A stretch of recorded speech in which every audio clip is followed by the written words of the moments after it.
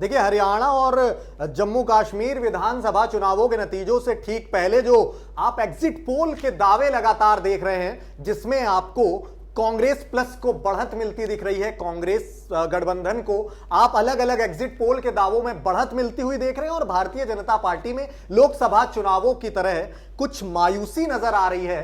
लेकिन कांग्रेस और बीजेपी दोनों के लिए ही हमारी ये रिपोर्ट है।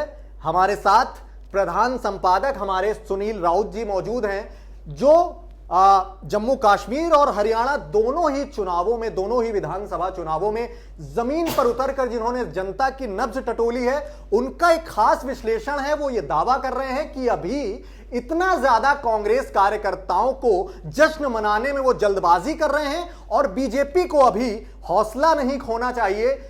पिछली एग्जिट पोल की तरह यह एग्जिट पोल भी फिसड्डी साबित हो सकता है। भारतीय जनता पार्टी दोनों ही राज्यों में पूर्ण बहुमत के साथ सत्ता में आ सकती है।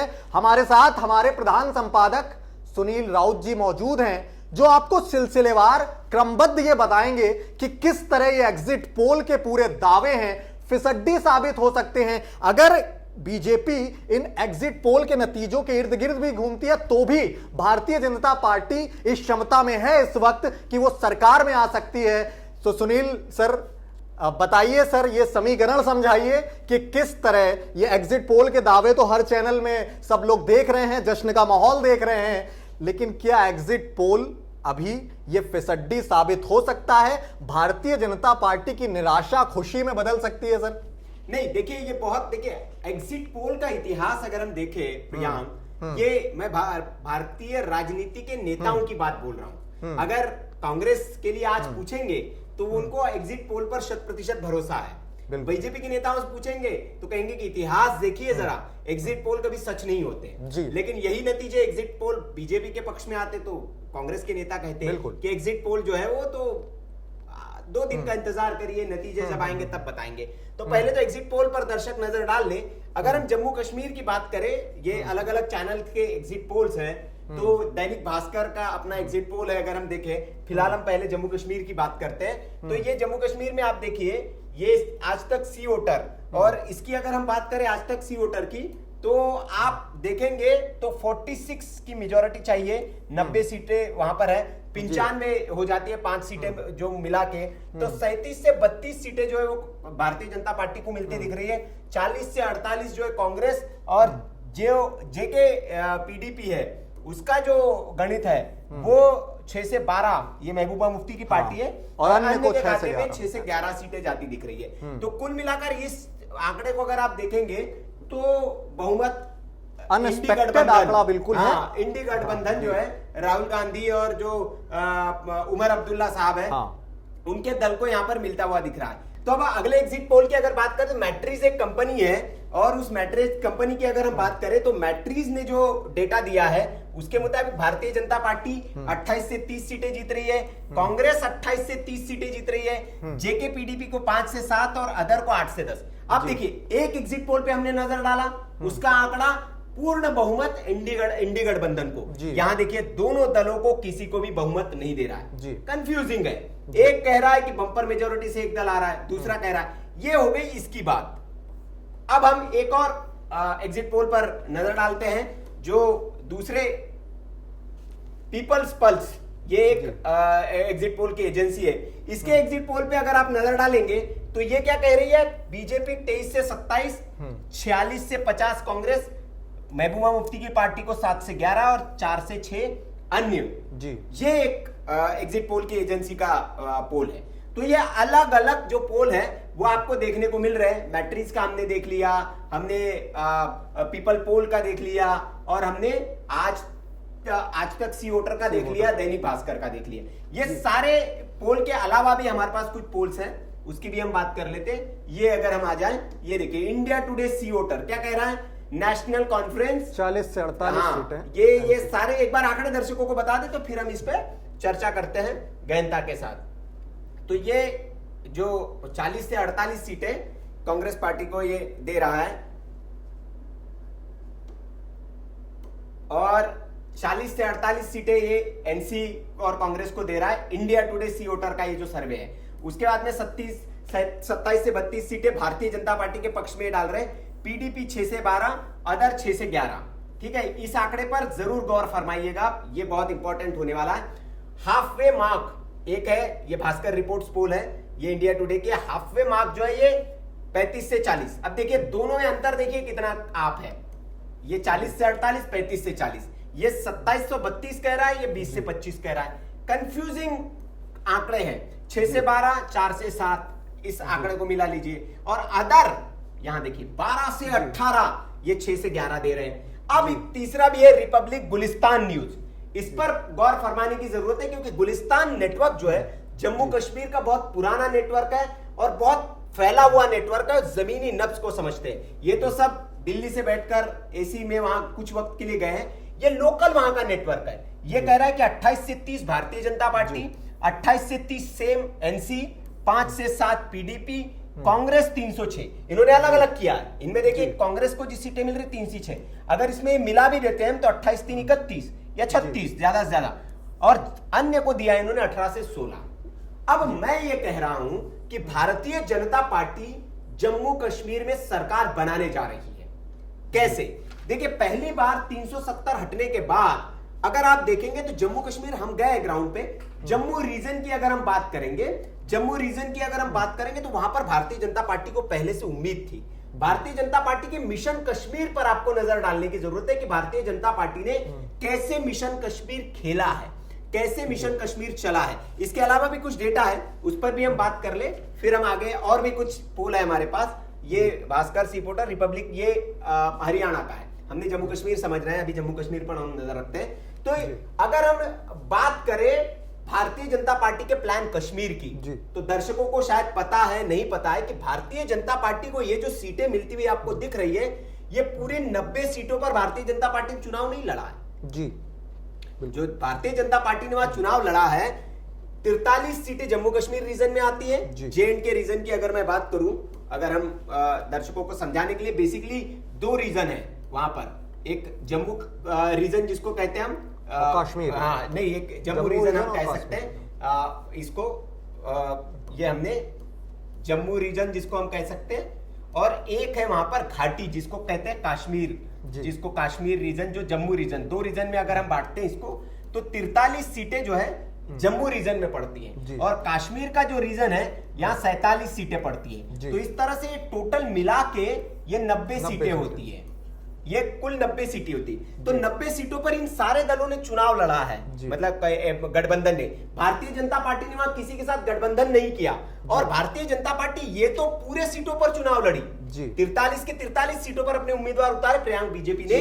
लेकिन जो कश्मीर की सीटें हैं उसमें सिर्फ 19 सीटों पर चुनाव लड़ा, बाकी की सीटें खाली छोड़ दी। क्यों? ये बड़ा सवाल है, लेकिन यही भारतीय जनता पार्टी का प्लान छुपा हुआ है। भारतीय जनता पार्टी के लिए इन सीटों पर कुछ प्यादे भारतीय जनता पार्टी के पहले से काम कर रहे थे, जो कुछ निर्दलीय चुनाव लड़े, कुछ अपनी पार्टी के साथ चुनाव लड़े, जैसे कि इंजीनियर राशिद, कहा भी गया कि भैया चुनाव से पहले इनको जेल से छोड़ा गया। आप सज्जाद लोन, अल्ताफ बुखारी, गुलाम नबी आजाद साहब है, रफीक साहब है, वाणी साहब, भारतीय जनता पार्टी के उम्मीदवार है वहां पे कश्मीर घाटी में। उन्होंने ये बयान दिया था बाकायदा कि घाटी में जो हमारे वैचारिक, जो निर्दलीय लोग हैं और जो कुछ पार्टी के लोग हैं, उनसे हमारी वैचारिक प्रतिबद्धता है और वो हमारे साथ आएंगे चुनाव के बाद। ये रफीक वाणी का बयान है।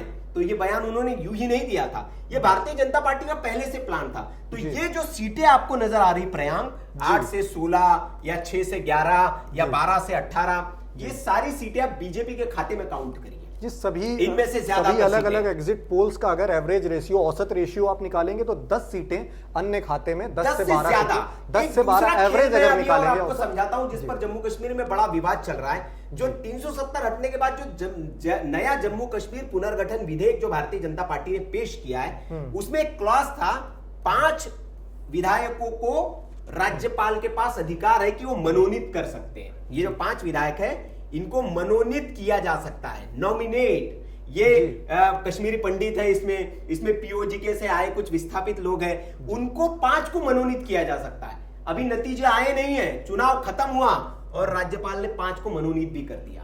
इस पर बवाल मच रहा है। तो ये जो 5 विधायक है, संख्या बल तो भारतीय जनता पार्टी का बढ़ गया ना।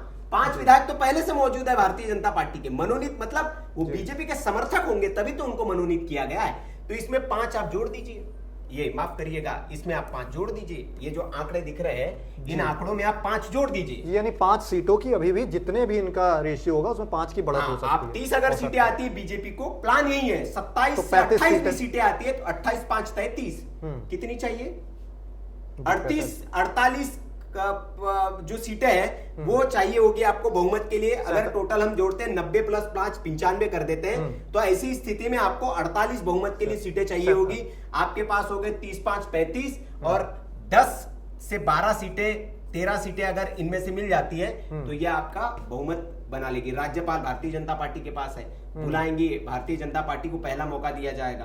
तो ये सीटें, ये जो बहुमत का आंकड़ा अगर इस तरह का नहीं आता है, ये अगर आंकड़ा आ जाता है 48 सीटें अगर आ जाती है तो राज्यपाल की भी मजबूरी हो जाएगी कि कांग्रेस एनसी को वो पहले न्योता दे मुख्यमंत्री बनाने के लिए। लेकिन इसमें अगर थोड़ा सा भी कमी रह जाता है, 40 से 46 भी सीट आ जाती है तो भी कश्मीर में भारतीय जनता पार्टी दावा पेश कर देगी, कहेगी कि हमारे साथ इतने इतने लोगों का समर्थन पत्र ले जाएगी और सरकार बनाने का दावा पेश कर देगी।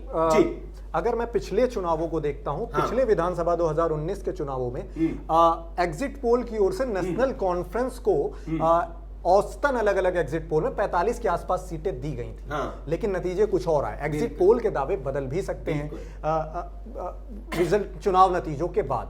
तो इसमें अदर्स के जो अन्य दल हैं वो बड़ा खेल कर सकते हैं। लेकिन सर सवाल अगर एग्जिट पोल के नतीजों पर गौर किया जाए तो एक सवाल ये भी हो जाता है कि 2019 के दौरान जब धारा 370 हटाई जाती है तो एक भारतीय जनता पार्टी के समर्थन में वहां कहा जा रहा था कि एक बड़ा माहौल बन रहा था। तो अगर एग्जिट पोल के नतीजों पर अगर गौर करें, इनकी माने तो क्या वहां पर आप कैसे देखते हैं, क्योंकि आप जमीन पर उतरे हैं, वहां पर आपने जनता की नब्ज टटोली है, क्या 370 हटना वहां एक सकारात्मक संदेश दे के गया?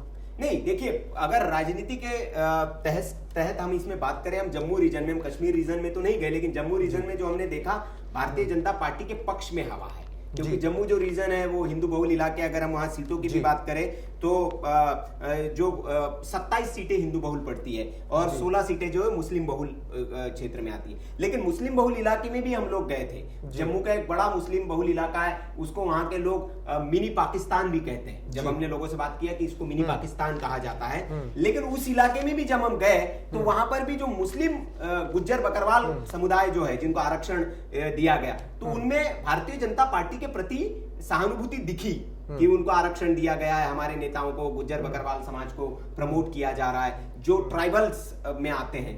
तो वहां पर भारतीय जनता पार्टी को जम्मू रीजन में भी जो मुस्लिम है उनका समर्थन वहां पर मिलता हुआ दिख रहा है। तो भारतीय जनता पार्टी का फोकस जम्मू रीजन की सीटों पर था, इसलिए उन्होंने कश्मीर में ज्यादा दखल नहीं दी। जी, और एक फैक्टर ये भी कश्मीर का आपने बताया कि पूरी सीटों पर नहीं उतरे, और एक बड़ा फैक्टर वोट प्रतिशत भी है कि वोट प्रतिशत में कमी आई है। अगर मैं दर्शकों को वही बताना चाहता हूं कि अगर हम देखें तो 61.38% ये फर्स्ट फेज का था। ये जो पहला फेज अगर हम ले तो इसमें 61.38%, दूसरे में फेज की अगर हम बात करें तो 57.31% ये सेकंड में आया था, और तीसरे की अगर मैं बात करूं तो 66.56% ये थर्ड फेज का था। जी, ठीक है। अगर ये हम आंकड़े देखें तो ये वोटिंग परसेंटेज बता रहा है कि जनता जो है लोकतंत्र के प्रति सजग है और वो बाहर निकलना चाह रही है। जी, और इतने प्रतिशत लोग अगर बाहर निकलकर वोट किया, और ये दोनों घाटी और कश्मीर दोनों का है, तो निकलकर कर रहे हैं, तो इसका मतलब है कि उनका लोकतंत्र में आस्था जागी है। और ये करारा तमाचा पाकिस्तान के मुंह पर भी था। तो ये पूरा कुल सिनेरियो है। अगर बात करने को बैठे हम तो लंबी बात हो जाएगी प्रियांक, लेकिन दर्शक अभी मोटी मोटी बात ये समझ ले कि जम्मू और कश्मीर में खेला होने वाला है, और ये खेला जो जोड़ी है वो पहले से तय है, सारी स्क्रिप्ट लिखी जा चुकी है, स्क्रिप्ट के कलाकार पहले से फाइनल है। आप देखिए चुनाव के नतीजे जिस दिन आएंगे और ये आंकड़ा जिस तरह से बनेगा, ये आंकड़ा अगर इस फेज में आ जाता है, ये अगर 40-42 तक अगर ये गठबंधन सिमट कर रह जाता है, तो आप देखिए भारतीय जनता पार्टी जम्मू कश्मीर में खेल कर देगी और अपने सारे शक्तियों का इस्तेमाल करके, क्योंकि भारतीय जनता पार्टी अभी नहीं चाहेगी कि जम्मू कश्मीर जब तक वो केंद्र में उसके हाथ में ही रहे और वहां जिस तरह की अमन और उसके स्थापित करने की बात की जा रही, तो वो भारतीय जनता पार्टी अपने से करे। पांच विधायक आप बता रहे हैं कि वो अभी भारतीय जनता पार्टी में नॉमिनेट हो सकते हैं। आपने जम्मू कश्मीर, अभी हरियाणा की परिस्थिति समझे, उससे पहले अंतिम दशा में आपसे ये भी समझे कि आपने जम्मू कश्मीर की स्थिति बताई, जम्मू की स्थिति बताई, जम्मू प्रांत की, कि वहां पर जो है भारतीय जनता पार्टी ने पूरा फोकस किया, कश्मीर में कम है। कश्मीर को भी आपने बारीकी से समझा, कश्मीर की सियासी परिस्थिति को।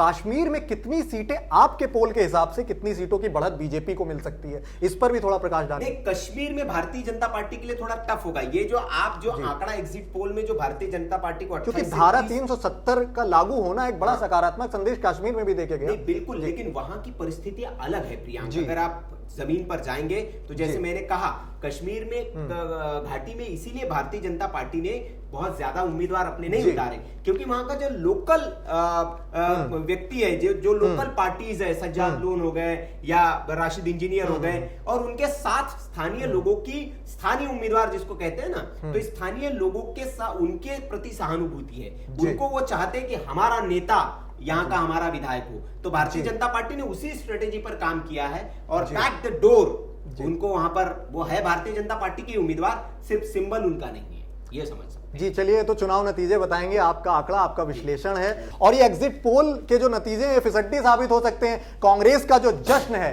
वो शोक में भी बदल सकता है, अगर सर के नतीजे जो हैं, जो विश्लेषण है उस पर, उस मापदंडों में अगर भारतीय जनता पार्टी की सरकार वहां पर खरी उतरती है, जो नतीजों में वो खरे उतरते हैं। खैर, हमारी अगली रिपोर्ट आएगी अभी बहुत जल्द, हम फिर जुड़ेंगे आपके साथ हरियाणा के एग्जिट पोल को लेकर, नतीजों को लेकर। मैं प्रियंक वाजपेयी हूं आपके साथ, शुक्रिया, नमस्कार। वीके न्यूज, राष्ट्र के नाम।